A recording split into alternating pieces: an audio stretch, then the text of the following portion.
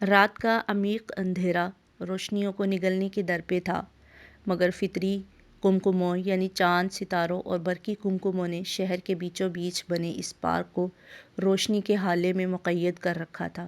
تقریباً رات کے 10 بجے ایک ٹیکسی پارک کے آہنی دروازے کے سامنے آ کر رکی۔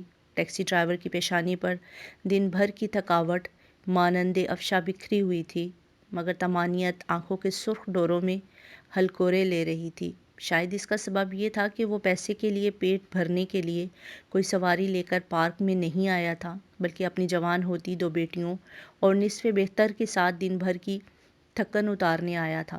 رات کے اس پہر یہاں آنے کا مقصد شاید یہ بھی تھا کہ اس وقت داخلی دروازے پر چوکیدار صرف چوکیداری کرتا تھا اور آنے والوں کو ٹکٹ نہیں بیچتا تھا۔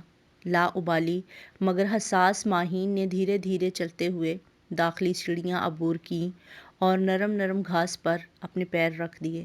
اس کے عقب میں بڑی بہن شاہین اور اس کی روز بروز کمزور پڑتی ماں دھیرے دھیرے باتیں کرتے چلے آ رہے تھے۔ عبدالرشید نے گاڑی پارکنگ میں کھڑی کی اور ان کے پاس آ گیا۔ 15 سالہ ماہین کے پیچھے چلتے چلتے وہ پارک کے نسبتاً سنسان گوشے میں آ گئے، جہاں جھولے لگے ہوئے تھے۔ گھاس پر بیٹھ کر عبدالرشید انہیں دن بھر کی سواریوں کے قصے سناتا رہا۔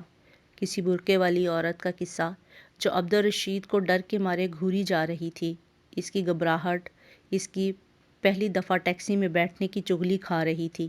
ان بڑے میاں کا قصہ جنہیں بات سننے کے لیے کان کے آلے کی اشد ضرورت تھی، مگر اسے جیب میں رکھنا زیادہ مناسب سمجھتے تھے اور نتیجتاً 2+2 کا جواب 8 دیتے تھے۔ ابا، وہ سامنے سے 5 روپے والی آئس کریم تو لا دو، شاہین نے باپ سے خواہش کا اظہار کیا۔ غریب بچوں کی غریب سی خواہش، حساس بیٹیوں کے نازک جذبات اور ہاں، احساس کرنے والے درد مند دل۔ عبدالرشید مسکرایا اور اٹھ کر چل دیا۔ پارک سے باہر جہاں اونچی اونچی 2 دکانوں کے ساتھ کون آئس کریم والے کا کھوکھا نما ڈربہ ٹائپ ٹھکانہ تھا، عبدالرشید کے جاتے ہی ایک 11-12 سالہ بچہ ان کے پاس آ گیا۔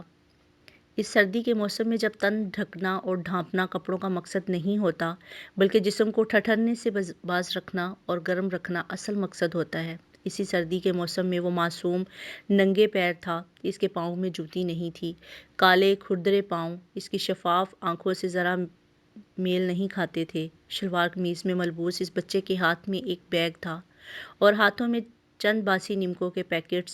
چھوٹے چھوٹے ان لفافوں کو موم سے بنایا گیا تھا اور پھر شولوں سے بند کیا گیا تھا، یعنی جدید حفظان صحت کے اصولوں سے واضح انحراف۔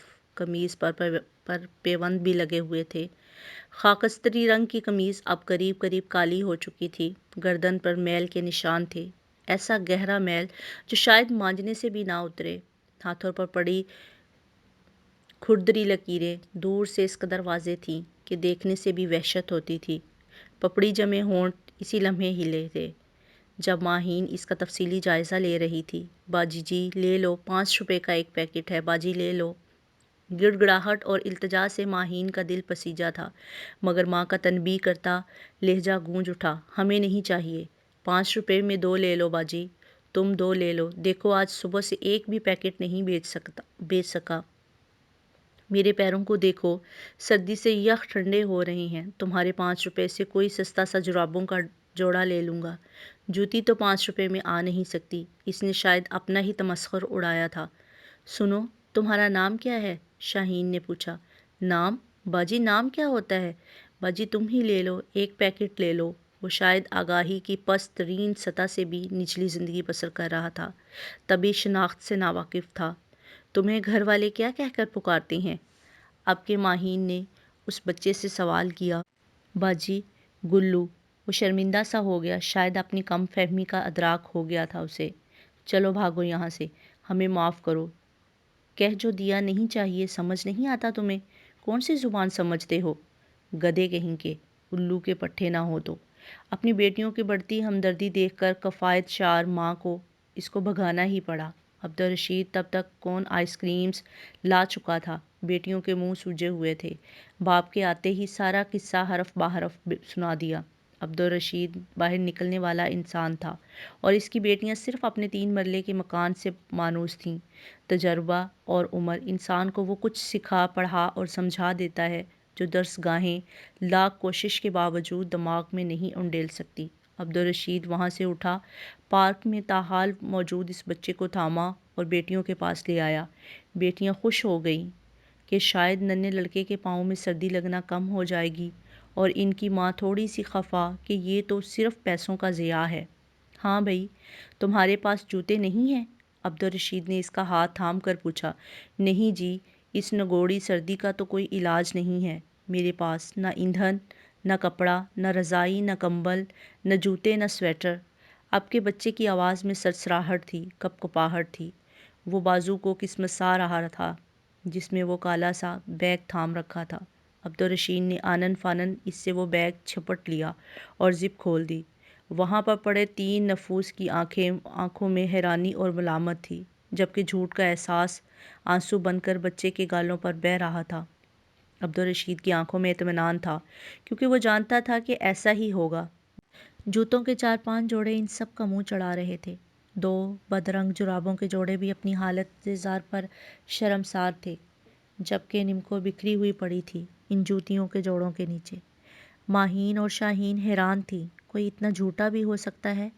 وہ جو یہاں اس معصوم آنکھوں والے بچے کے پیچھے اپنی ماں سے ناراض ہوئے بیٹھی تھیں۔ اس بچے کا چہرہ کتنا مکروہ تھا، جھوٹ اور منافقت کی دلدل۔ وہ دنیا کا حصہ تھا، منچا ہوا کھلاڑی تھا۔ شناخت بتانے کی آگاہی نہ تھی، مگر مکر و فریب کے کتنے گہرے جالے بن لیتا تھا، صرف پیسے کمانے کے لیے۔ اس نے اپنے پاؤں کو سردی میں اکڑنے دیا۔ وہ اس کی سن ہوتی پیروں کی نمایاں رگیں، جنہیں دیکھ کر رحم بجلی کے کنڈے کی مانند ٹپک پڑتا ہے، وہ رگیں مصنوعی تھیں۔ وہ چاند نہیں تھا، اندھیرا تھا۔ گلو سے ان معصوم انسانوں کو گلہ ہو چکا تھا۔ گلو بھی چہرہ پڑھنے کی صلاحیت رکھتا تھا۔ وہ بیچارہ ریت کی طرح پھسل گیا، مصنوعی قلعے کی مانند ڈھہ گیا، پھوٹ پھوٹ کر رونے لگا۔ پپڑی جمے ہونٹوں کو آنسو تر کر چکے تھے، مگر تشنگی تاحال تشنا تھی۔ اس نے لب کھولے۔ انسان تو انسان، لگتا تھا ماحول پر بھی سوگواریت چھا گئی ہے۔ گل شیر نام تھا میرا، اماں شیر کہہ کر پکارتی تھی۔ مائیں کہاں جانتی ہیں جن کے نام وہ شیر، عظمت اور بلند رکھتی ہیں، انہیں دنیا کتنی پستی میں گرا دیتی ہے۔ بلوچستان کے بہت بڑے وڈیرے کے گاؤں میں رہتا تھا، اپنے بڑے بھائی کے ساتھ۔ ماں باپ کہنے کو تو ساتھ تھے، مگر وڈیرے کے غلام اور وڈیرے کے چاکر نوکر کتنی دیر آزاد رہ سکتے تھے، کتنی دیر اپنی زندگی گزار سکتے تھے۔ میرے باپ نے ایک دن ایک بہت بڑی غلطی کر دی، وڈیرے کے پالتو کتے کو باسی ہڈیاں ڈال دیں، گناہ عظیم کر دیا۔ نتیجہ جانتے ہو کیا ہوا؟ اسی روز چند لمحوں بعد میرا بڑا بھائی اس کتے کا نوالہ بنا دیا گیا۔ ماں بن چادر کے روتی تڑپتی رہی۔ 9 ماہ اس کی کوکھ میں پلنے والا بچہ ایک جنگلی کتے کا لقمہ بنا دیا گیا تھا۔ حادثہ ایسا تھا کہ ماں ہوش و حواس سے بیگانی ہو گئی، کتے کو دلار کرنے لگی۔ یہ میرا بچہ ہے، اس کے جسم میں میرے بچے کا خون ہے۔ باپ کے ضعیف ہاتھوں میں دوڑتی نسیں اسی لمحے بند ہو گئی۔ ایک دن باپ کی قبر پر سر پھوڑتی ماں بھی چل بسی۔ مجھے عزیزوں نے اٹھایا اور حادثوں کا شکار بنا دیا۔ ماں کے ممیرے یا چچیرے رشتہ دار تھے، مگر میرے لیے سوتیلوں سے بھی بدتر ثابت ہوئے۔ مجھے فروخت کیا گیا۔ سانحہ در سانحہ میرے بدن نے برتا۔ نہ جانے وہ میرا تیسرا مالک تھا یا دوسرا جس نے یہ حال کیا۔ وہ اپنے پیٹ سے قمیض ہٹا چکا تھا۔ اس کے پیٹ پر پڑے سگریٹ سے جلنے کے نشان انسانیت کا ماتم کر رہے تھے۔ ہاں، ایک وہ بھی تھا جو دن اور صبح کا کھانا دیتا تھا، مگر اس لیے کہ رات کو میں خود اس کی خوراک بنتا تھا۔ کسی نے ہاتھ پاؤں توڑ کر مروڑ کر قمیض میں ایسے گھسا دیے جیسے میں معذور ہوں، اور سڑک پر بھیک مانگنے کے لیے کھڑا کر دیا۔ کسی نے دنوں فاقوں میں رکھا۔ یہ جو میری گردن پر میل کے نشان ہیں، یہ میری بد نصیبی کی کہانی نہیں ہے، یہ شروعات ہے۔ اختتام تک پہنچوں تو شاید لفظ لہو رنگ ہو جائے۔